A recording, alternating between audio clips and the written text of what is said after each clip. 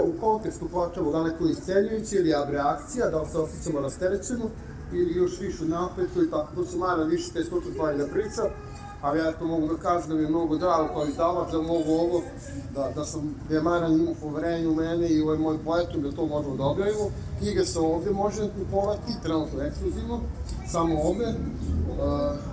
Ništa, možemo da pričamo malo kako ste napisali knjigu, kako ste došli do tog naslova, zašto baš plakanje, tako kako, mislim, nije to često ni obrađena tema, ni od psihologa, kamo li, ne kažemo šire javnosti, pogotovo kao kod nas na Balkanu, stisni, čuti, mi nećemo da plaćamo, mi ne pokazujemo emocije. Da, tako je. Dobro, hvala Nenade. Ja ti se zahvaljujem što si imao inicijativu u izdavanju ove knjige. Ja sam sakupio tekstove koje su međuvremenu prepisao i onda sam od tih tekstova složio ovu knjigu. Sada, ti tekstovi, kako su išle godine, a poslednja moja knjiga je 2012. objavljena, Isceljujuća moć osjećanja, to je treća, ovo je četvrta knjiga. Onda sam se ja nekako sve više približavao toj temi. Zašto? Zato što video sam da je to ključna stvar. Po mom mišljenju, ja spadam u one psihoterapeute koji misle da nema psihoterapije bez suza. Prosto to je nemoguće. Mislim, pazite, nije to da se ne može ništa uraditi. Može se uraditi i samo kroz priču.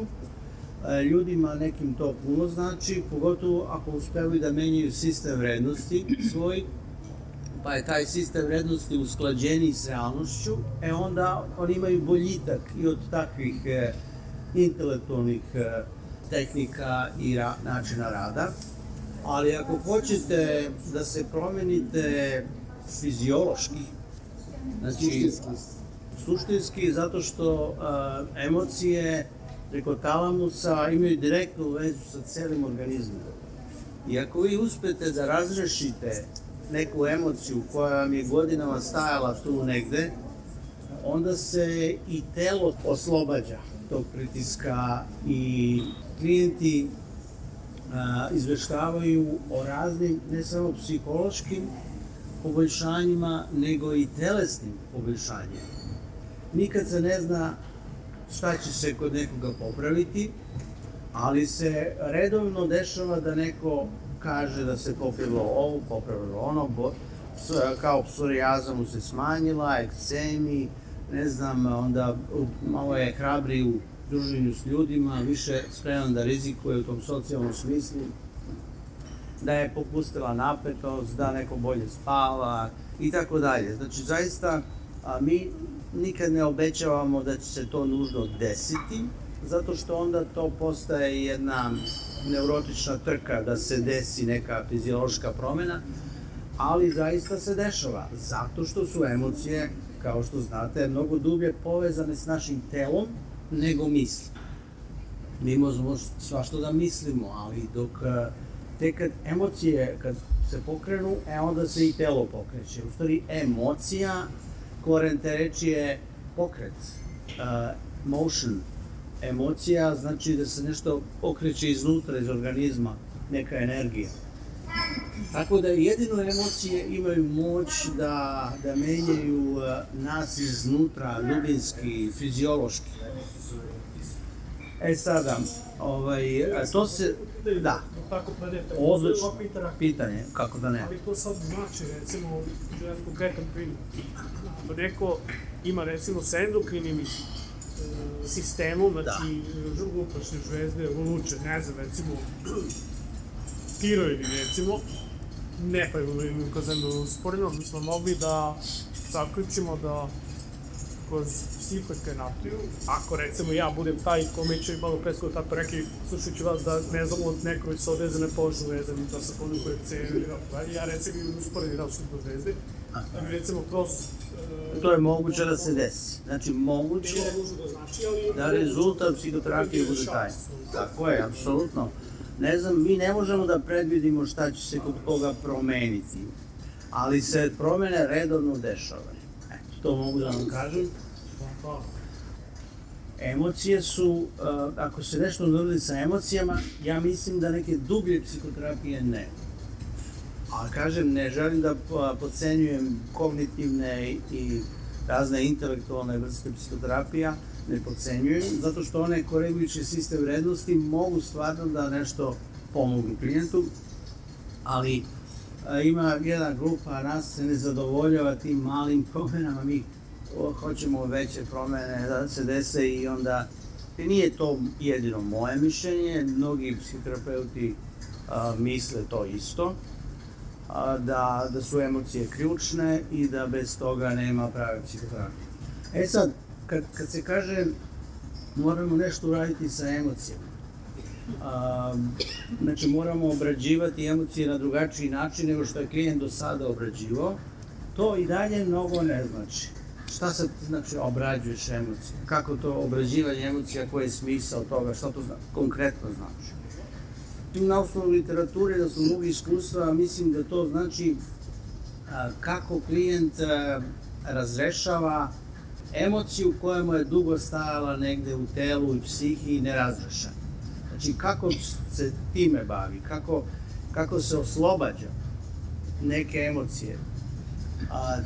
Emocije mogu da se tiču povreda, znači mi smo povređeni bili od strane nekoga, mogu da se tiču nedostatka, nešto nismo nikad imali, mogu da se tiču gubitka, imali smo pa smo izgubili, emocije mogu da se tiču frustracije, da smo nešto nam je smetalo, neko nam nije dao ili nešto da se izrazimo, da nešto uradimo.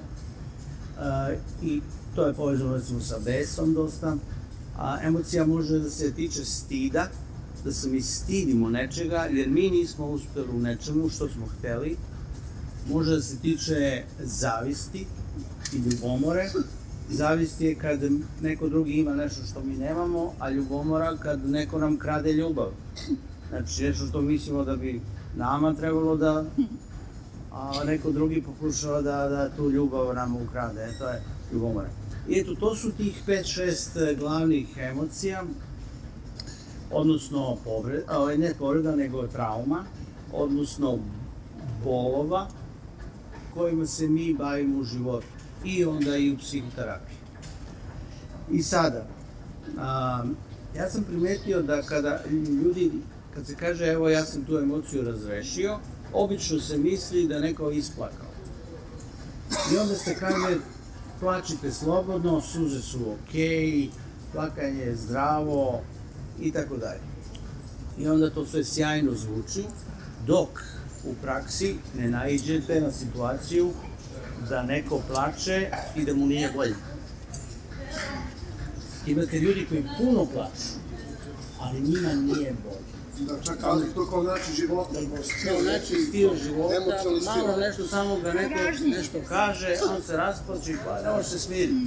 Može da uzme, popije nešto ili lek. Čak budi gore posle plakanja. Tako je, neću više da plačem jer posle plakanja mi je iš gore.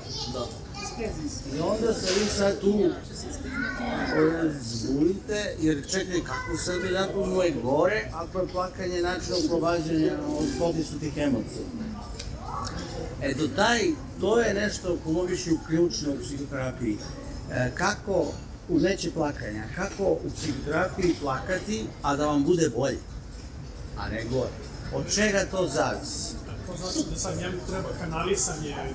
Potrebno je kanalisanje, tako je, potrebno je kanalisanje da bi se to odradilo kako treba. Neki klijenti vam dozvoljavaju da ih više kanališete, neki vam ne dozvoljavaju da ih kanališete. Neće on to, on će govoriti sam. Onda je naša pozicija otežana tu dosta. Otpor i odbrane, naravno. Dijagnoza je vrlo lukava, vrlo je uporna i tako dalje.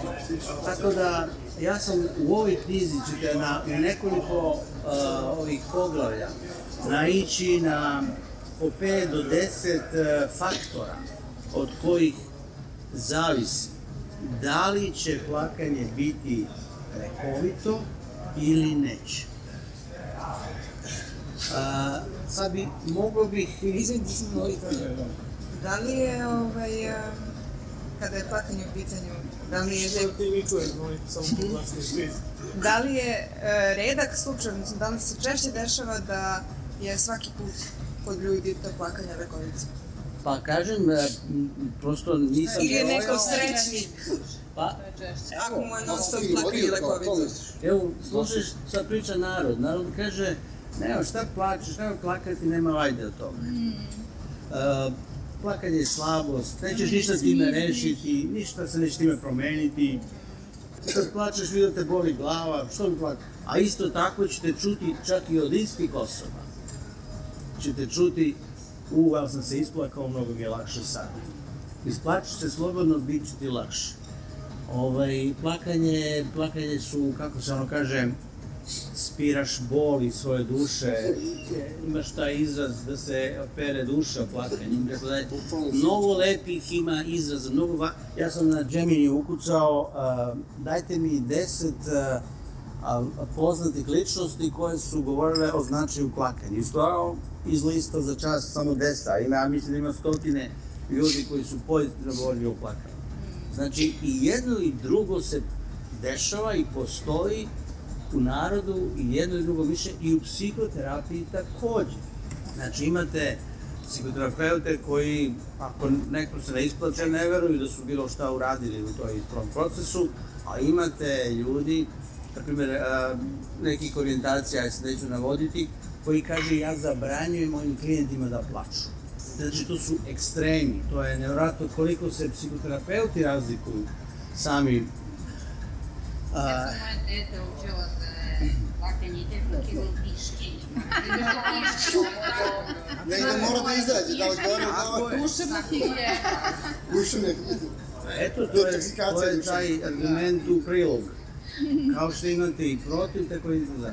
Ja sam pokušao da nađem šta je to što određuje da li je lekovito, da li nije. To je glavna tema moje knjige. Sad vi pitajte mene nešto, da ne bi ja sam dalje pričao, vi mene pitajte da ja... Evo, probat ću ja. Lagali ste na početku ove sve emocije, spektar emocije što postoje, odbačenost, zavist, ljubomora i tako dalje, šta se tu može da stoji kao trauma, šta se beleži u skladištu te kako god. Da li to znači da je jedino rešenje za sve te silne emocije u stvari plakanje? Ili kao glavno rešenje? Koliko spektar emocija i jedno rešenje? Ovako, za većinu tih ozbiljnih, jakih emocija, ne mogu se ono razrešiti bez suza. Bez suza. Ne mogu se razrešiti.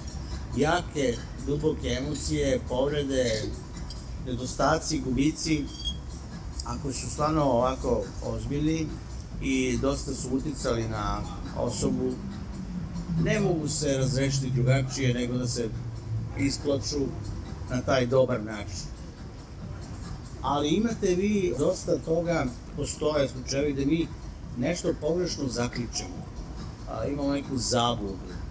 Mislim, takvih nekih, da kažemo, kognitivnih zavrzlama ima, neću da kažem da se treći deo psihoterapije radi tako, ali kognitivne psihoterapije i behavioralne se baziraju upravo na tome da ne mora da se ide u prošlost, ne mora da se plače, ne moramo da pričamo o detinjstvu, ne moramo da se bavimo emocijama, možemo samo da učimo klijente da nešto sada počnu da rade što do sada nisu znali. Nisu mogli da rade, nisu umeli i to su te kognitivne behavioralne terapije i izmena misli. Da neko, na primjer, kaže mnogo me nerviraju neki ljudi.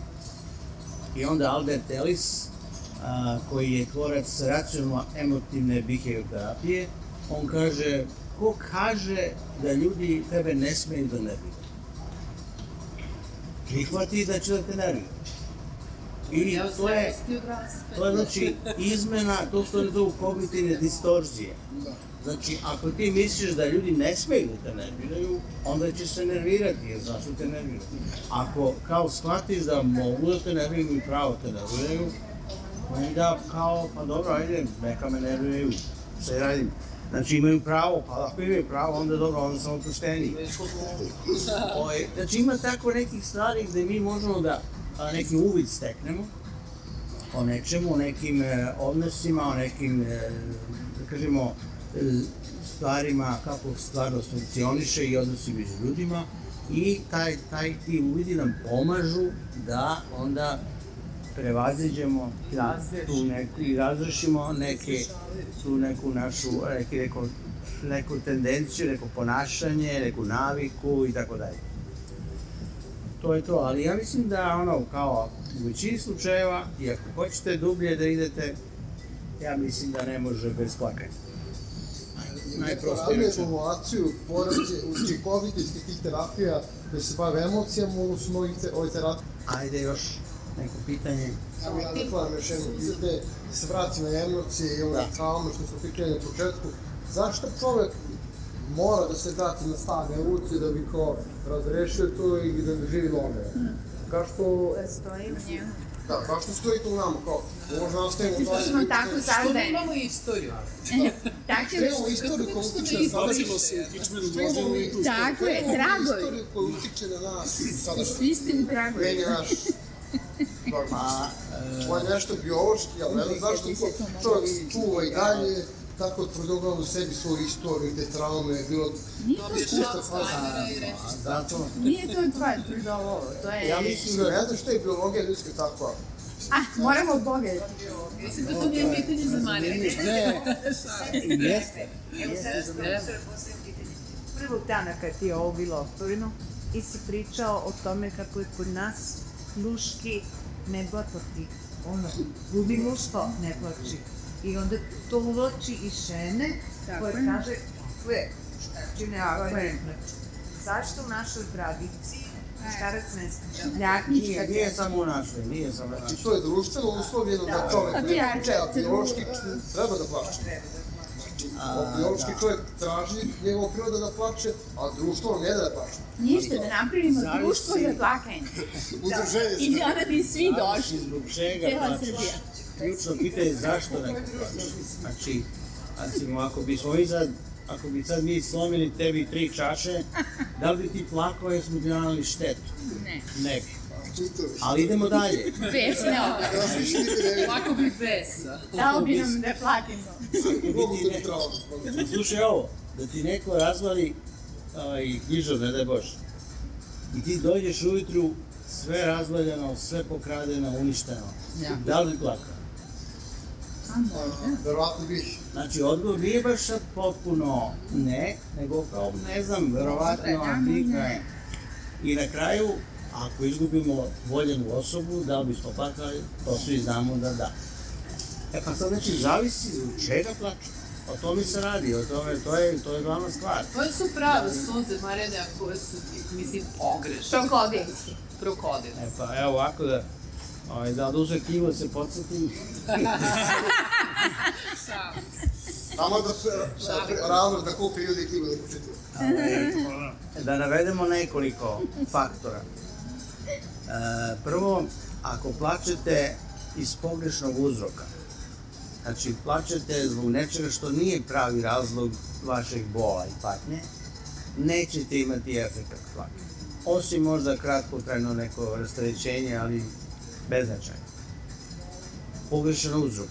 Drugo, ako plačete sa negativnim mislima u glavi, znači ja sam bakšiz, meni ništa ne ide, sve propada. Znači, ako imate negativne misli u glavi, bolje da se ubijem. Znači, nećete imati vajdu od plakanja. Kogo god plaka. Nema koristi.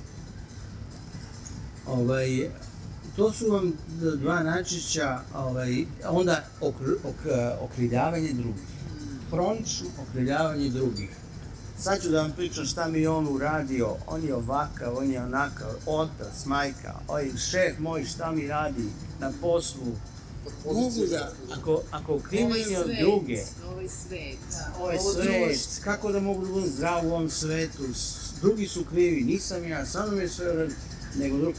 Okrivljavanje drugih ne donosi suze, rastarećujuće suze. Eto, to je isto vrlo često. Predviđanje, ja sam kriv, a ne skopo da je u stvari i drugi, to je to. A ne, to je obrnuto. To je E pa zavisi zašta. Ako smo stvarno mi krivi, to je osjećaj krivice, i imate osjećaj rasterećenja kad proživljavate krivicu, vrlo slično kao i kad proživljavate gubitak ili nedostatak. Vrlo zanimljivo. To se snaži, opet idete reći... Ali htjela sam da vas pitam, mislim kao vaš đak, učenik, to znam, ali ljudi čuju. Na koji način vi uvodite ljude u to emocionalno stanje gde kreću te isceliteljske suze? To je jedna vrlo fina oblast koju vašim tehnikama uvodite, gde ljudi započinju ta otvaranja, koji imaju svoje slojeve, tako, i kutlje. Naravno. I kako izgleda to? Možete malo samo da im opišete, jer to je jedna fantastična stvar, najbolje iz vaše prakse, zaista, što sam videla lično da radim. I kao Marinov edukan, i Marinov je supervizor, i evo ja bih volila da vi to odesnite ljudima. Pa to je složen proces, teško je to staviti u nekoliko reči, ali ja ljude usmeravam ka dirljivim osjećanjima. To vam je jedan isto ključni termin.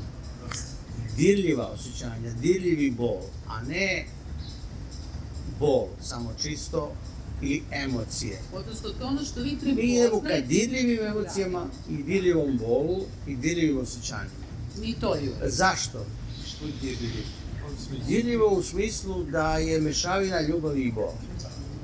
Evo recimo ti susreti sa studentima su bili dirljivi. Znači, to je mešavina ljubavi i bola. Ja mislim da je neophodno da postoji taj element dirljivog u tom katarzičkom psihoterapijskom doživljaju, katartičkom, da bi se desilo isceljenje.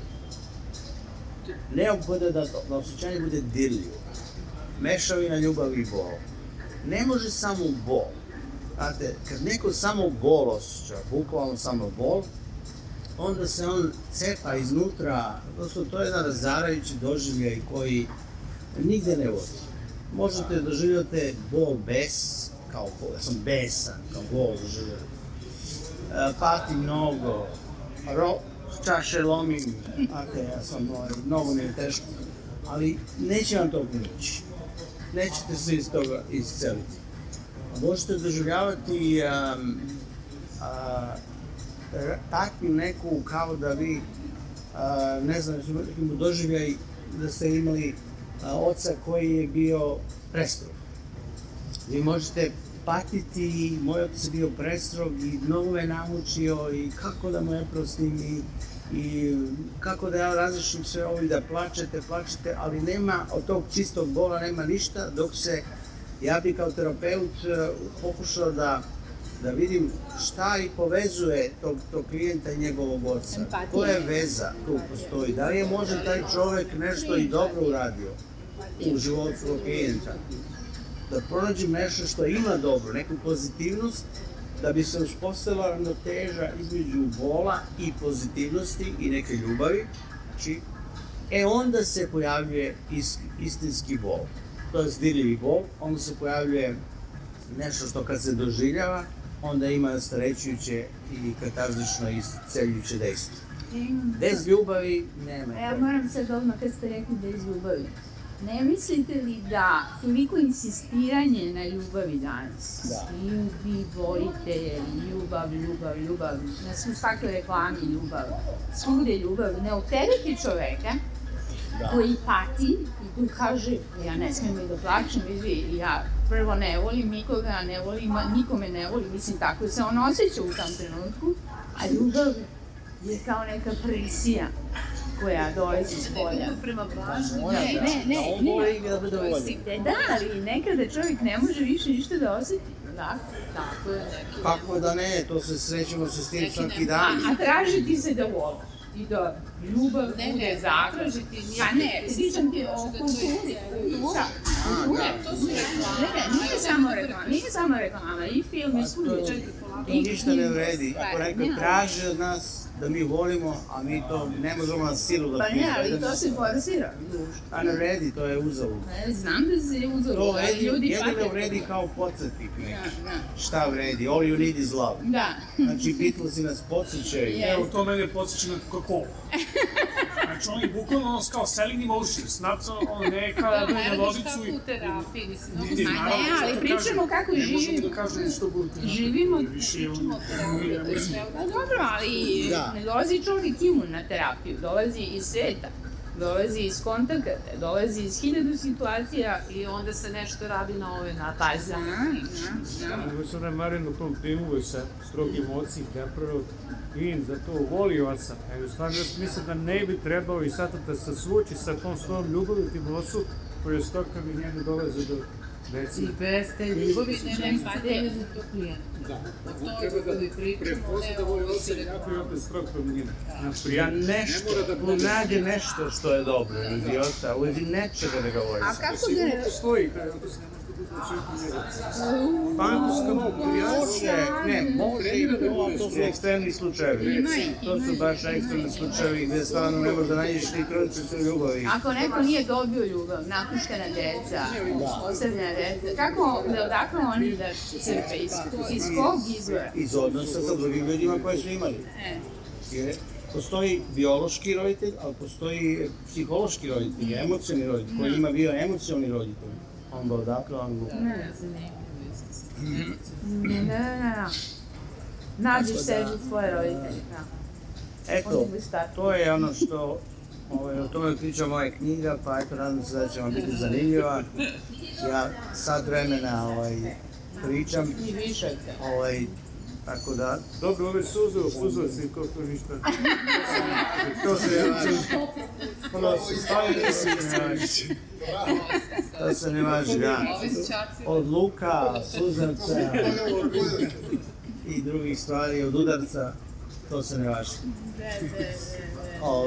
Pa dobro, eto, ako bude neka mogućnost, prilika, možeš me se ponovno negdje vidjeti na nekoj tribini, na nekom pokupljanju. To bi bilo baš sve. Vi nađite neki prostor, neki kulturni centar, neku knjižaru veću, možda ćeš tvoja knjižara da postane veća, umeđuvremenu tako da... Možete u SKC ili na Omladini.